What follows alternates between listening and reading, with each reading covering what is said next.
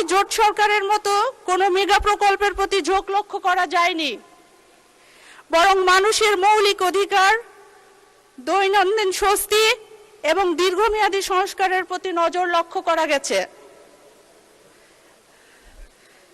মাননীয় স্পিকার, এবারের বাজেটের আকার 9,38,000 কোটি টাকা, যা বাংলাদেশের ইতিহাসে সর্ববৃহৎ বাজেট।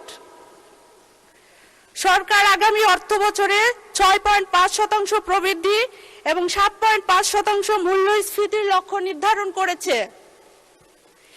একই সঙ্গে উন্নয়ন ব্যয় উল্লেখযোগ্যভাবে বৃদ্ধি করা হয়েছে এবং কর্মসংস্থান, বিনিয়োগ ও উৎপাদনকে অগ্রাধিকার প্রদান করা হয়েছে।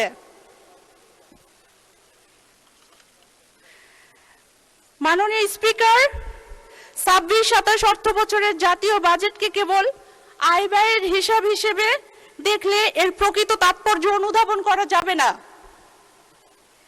এটি একদিকে যেমন বর্তমান সংকট মোকাবেলার একটি নীতিগত কৌশল, তেমনি অন্যদিকে ভবিষ্যৎ বাংলাদেশের অর্থনৈতিক ভিত্তি সুদৃঢ় করার একটি দীর্ঘমেয়াদী রূপরেখা।